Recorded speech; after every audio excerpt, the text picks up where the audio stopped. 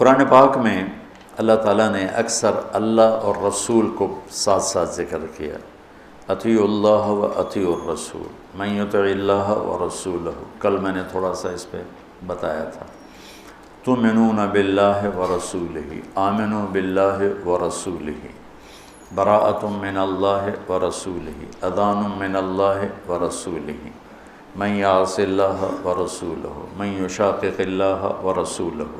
یہ قرآن میں بے شمار ہے کہ اللہ اپنے ساتھ اپنے حبیب کو لاتا، لیکن چند مقام ایسے ہیں جہاں اللہ اپنے ساتھ والدین کو لاتا ہے، ماں باپ کو لاتا ہے۔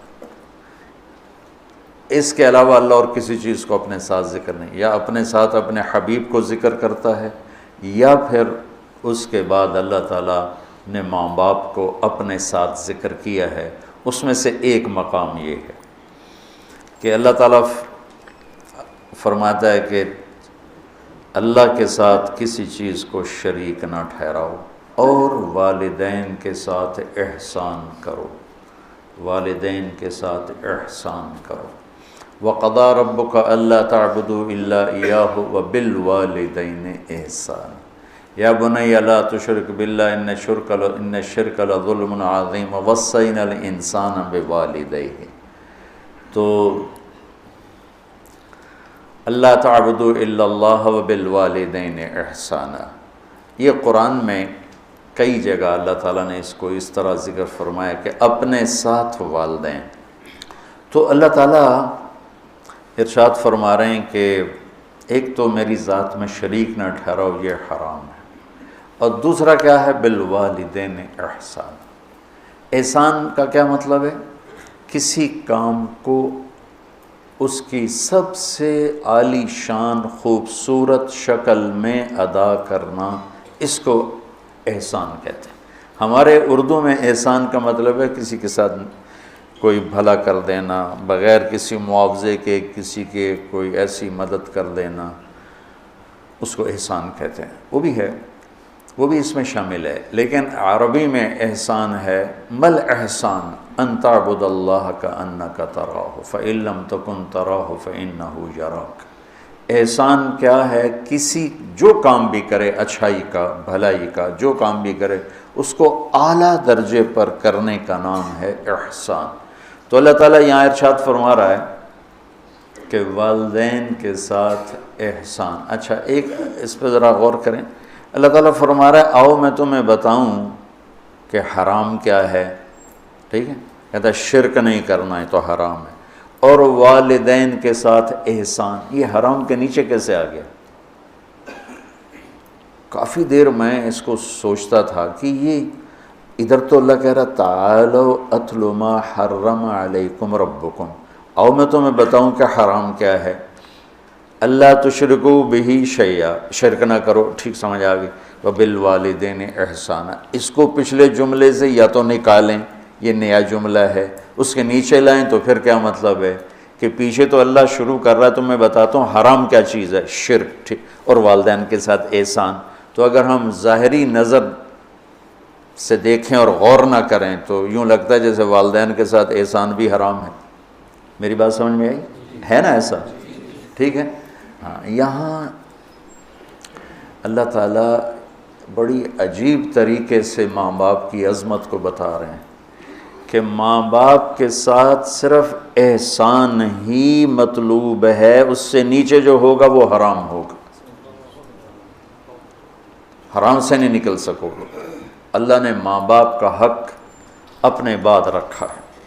لا تقل لهما اف، جس کو ہم کہتے ہیں بیزاری سے ماں کو کہہ دیا، باپ کو کہہ دیا، اتنا بھی اللہ تعالیٰ فرما رہا ہے کہ اتنے کی بھی ہم گنجائش نہیں دیں گے ماں باپ کے سامنے۔ میرے نبی نے فرمایا میری ماں ہوتی اور میں عشاء کی نماز کے مصلی پہ کھڑا ہوتا اور سورۃ فاتحہ پڑھ رہا ہوتا اور میری ماں مجھے کہتی محمد، تو میں ماں کی خاطر نماز توڑ دیتا۔ جریج نے نماز نہ توڑی ماں کی پکار پر، اللہ کے نبی کا فرمانا اگر وہ عالم ہوتا تو نماز توڑ دے، وہ عابد تھا، وہ نماز توڑ دیتا، اگر وہ عالم ہوتا تو وہ نماز توڑ دیتا، وہ نفل نماز تھی۔ تو اللہ تعالیٰ وَقَضَىٰ رَبُّكَ أَلَّا تَعْبُدُوا إِلَّا إِيَّاهُ وَبِالْوَالِدَيْنِ إِحْسَانًا کہ تیرے رب کا فرمان ہے، تیرے رب کا اعلان ہے کہ بندگی صرف اللہ کی ہے اور احسان ہے والدین کے ساتھ۔ تو یہاں یہ ایک خوبصورت انداز میں تاکید کی انتہا ہے کہ احسان سے نیچے جو ہوگا وہ اسی حرام میں آئے گا، احسان سے بھی کوئی اوپر کی بات ہے تو وہ کر کے دکھا، وہ کر کے دکھا۔ جو ابو ہریرہ رضی اللہ تعالیٰ عنہ کی نے مسجد میں جہاد کی ترغیب سنی تو آ کے ہتھیار اٹھانے لگے۔ ماں نے پوچھا کہاں جا رہے ہو؟ کہا میں جہاد پہ جا رہا ہوں۔ تو کہنے لگی میں تو اکیلی ہوں، میرا پیچھے کیا بنے گا؟ کہا یہ نہیں مجھے پتا، بس میں جا رہا ہوں۔ تو انہوں نے بہت محنت کی، وہ مانے نہیں۔ پھر انہوں نے اپنے چھاتیوں کی طرف اشارہ کیا، دیکھ میں نے تمہیں یہ دودھ پلایا ہے، اس کے واسطے رک جا۔ کہا نہیں میں نہیں رکوں گا، ہتھیار اٹھا کے چل دیے۔ ان کی والدہ نے اللہ کے نبی کو پیغام بھیجا کہ میں نے دودھ کا واسطہ دیا پھر بھی یہ مجھے چھوڑ کے جا رہا۔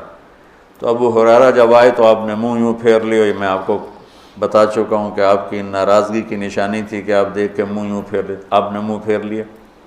تو ابو ہریرہ یا رسول اللہ خیریت تو ہے؟ کیا ہوا؟ کہ تیری ماں تجھے دودھ کا واسطہ دیتی ہے اور تو پھر ہتھیار اٹھا کے جہاد کو جاتا ہے، مجھے تیرے ایسے جہاد کی کوئی ضرورت نہیں، چل جا اپنی ماں کے پاؤں میں بیٹھ، وہی تیرا جہاد۔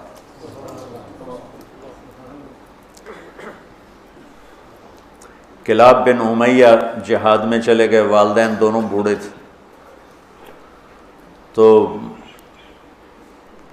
امیہ کو جب بتائے بھی نہیں والدین کو، تو امیہ کو پتہ چلا تو انہوں نے شعر کہا اذا دعت الحمامة ساق حر الى بیضاتها دعوا کلابا ترکت اباک مرعشة یداہ وامک لا تسیغ لها شرابا کہ تو نے ماں باپ کو اس حال میں چھوڑا ہے کہ ایک کا نوالا اپنے ہاتھوں سے منہ پہ نہیں جاتا اور ایک اپنی طاقت سے اٹھ نہیں سکتا، تو اس حال میں چھوڑ کے تو کہاں چلا گیا؟ حضرت عمر کو پتہ چلا اشعار کا، تو انہوں نے فرمایا کلاب کدھر ہے؟ کہا جی وہ جہاد میں فلاں محاذ پر، کا بلاؤ اسے۔ تو انہیں بلایا گیا، اور جب وہ مسجد میں آئے، کہاں گئے تھے؟ چوری کرنے، ڈاکہ ڈالنے؟ کہاں گئے تھے؟ بولو۔ مسجد میں آئے تو حضرت عمر کھڑے ہو گئے، کوڑا اٹھا کے مار مار مار، کوڑا مارے، اچھا یہ کون سا جہاد ہے بوڑھے ماں باپ کو چھوڑ کر؟ پھر ایک لگائیں ٹھو، یہ کون سا جہاد ہے بوڑھے ماں باپ کو چھوڑ کر؟ اتنا مارا کہ اس کے سر سے خون نکلنے لگا کہ یہ کون سا جہاد ہے بوڑھے ماں باپ کو چھوڑ کر؟ تو پھر فرمایا جب تک تیرے والدین زندہ تجھے مدینہ سے نکلنے کی اجازت نہیں ہے۔ میرے نبی نے بتایا تھا نا قیامت کی نشانیوں میں سے ادنا صدیقہ و اقصا اباہ، کہ لوگ دوست کو گلے لگائیں گے، باپ کو دھکے دیں گے، باپ کو دھکے دیں گے، دوست کو گلے لگائیں گے، والدین اولاد سے ڈریں گے۔ اطاع الرجل زوجتہ وعق امہ، بیویوں کی خاطر ماؤں کو ذلیل کریں گے۔ تو اس کو کیا ان تلد الامۃ ربتھا، بیٹیاں ماؤں سے نوکرانیوں جیسا سلوک کریں گی۔ پرانی بات ہے، میں ایک ماں بیٹی کو دیکھ رہا تھا، بیٹی ماں سے کہہ رہی تھی، بیٹی ماں سے کہہ رہی تھی بھوک نہیں بھوک نہیں، ہمارے علاقے کی بات، اور اس کی ماں کے موٹے موٹے آنسو گر رہے تھے، بالکل خاموش، وہ حیران پریشان بھی، جس کو میں نے پیٹ سے جنم دیا آج وہ مجھے کہہ رہی ہے بھوک نہیں۔ تو یہ عام ہے کہ آج کل کی پڑھی لکھی نسل، انہیں نہیں پتہ باپ کسے کہتے ہیں اور ماں کسے کہتے ہیں۔ کوئی ماں باپ کا بھی ہے کہ وہ اولاد کو اس طرح لے کے نہیں چلتے جیسے چلنا چاہیے۔ پہلا قصور تو ماں باپ کا جو 3 سال کے بچے کو اسکول ڈالتے ہیں۔ محبت کی رسیوں کو کاٹنے والے والدین ہیں، محبت کی جڑوں کو اکھاڑنے والے والدین ہیں جو 3 سال کے بچے کو اسکول ڈال دیتے ہیں اور ماں کی گود سے محروم کر دیتے ہیں، اور وہ بچہ جتنے گھنٹے وہاں رہتا ہے اس کے اندر ایک لاوا پکتا رہا۔ چونکہ میں ہاسٹل لائف گزار چکا ہوں، مجھے اس کا خود ذاتی تجربہ ہے۔ حالانکہ میں تو 11 سال کی عمر میں لاہور گیا، میرے والد مجھے ڈاکٹر بنانا چاہتے تھے، تو لاہور کے بڑے عالی شان اسکول سینٹرل ماڈل میں داخل کروایا۔ ہاسٹل لائف 11 سال کی عمر، میرا رو رو کے برا حال، 3 سال میں روتا رہا، پھر میرا دل پتھر ہو گیا، والدین کے لیے میری محبت مرتے دم تک پھر بیدار نہ ہو سکی۔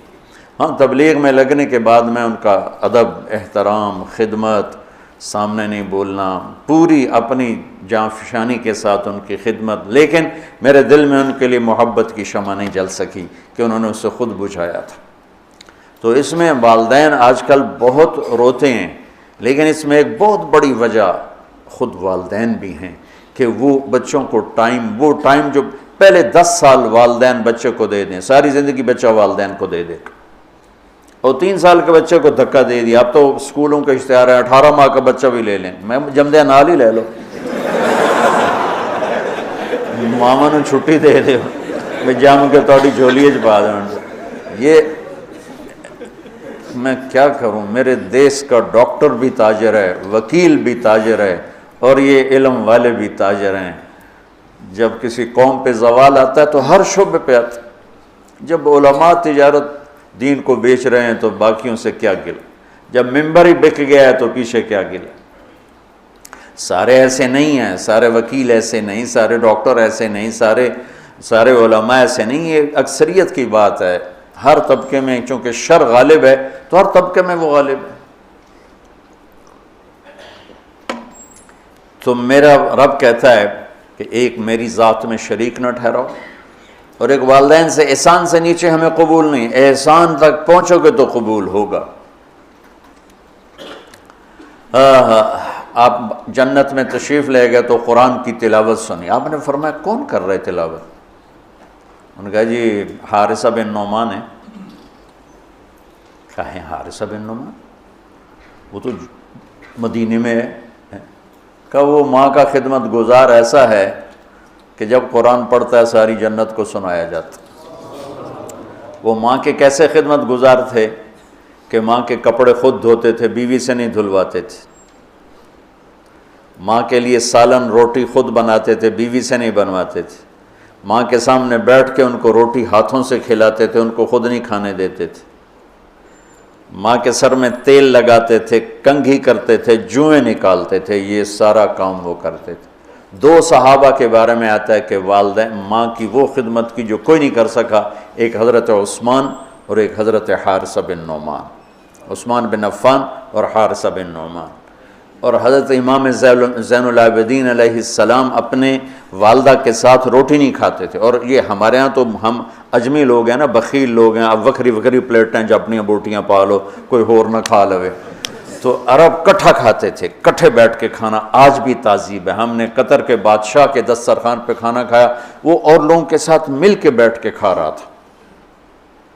تو کسی نے کہا آپ ماں کی اتنی خدمت کرتے ہیں تو آپ ان کے ساتھ کھانا کیوں نہیں کھاتے؟ فرمایا کہ مجھے ڈر لگتا ہے کوئی ایسی بوٹی نہ اٹھا لوں جو میری ماں کی نظر میں اور میں اٹھا کے مجرم بن جاؤں، کہ وہ میری ماں کی نظر میں ہو اور میں اس سے پہلے اٹھا کے کھا لوں تو کہیں میں ماں کا مجرم نہ بن جاؤں، اس لیے میں ساتھ نہیں کھاتا ہوں۔ کسی نے حضرت علی سے پوچھا حسن آپ کے بیٹے کیسے ہیں؟ کہا میں جب چلتا ہوں تو میرے آگے نہیں چلتا، میرے پیچھے چلتا ہے۔ جب میں بیٹھنے لگتا ہوں تو پہلے مجھے بٹھاتا ہے پھر خود بیٹھتا ہے، اور جب میں گھر میں کمرے میں ہوتا ہوں تو گھر کی چھت پہ نہیں چڑھتا کہ باپ سے اوپر نہ ہو جاؤں۔ تو آج والدین بہت ذلیل ہیں اولاد کے ہاتھوں، بہت دکھی ہیں اولاد کے ہاتھوں، اور ان کی جو فریادیں وہ عرش کو ہلا دیتی۔ تو اپنے ماں باپ کی راحت بننا، ٹھنڈک بننا، خوشی بننا، یہ میرے رب کا پیغام ہے کہ وَبِالْوَالِدَيْنِ إِحْسَانًا۔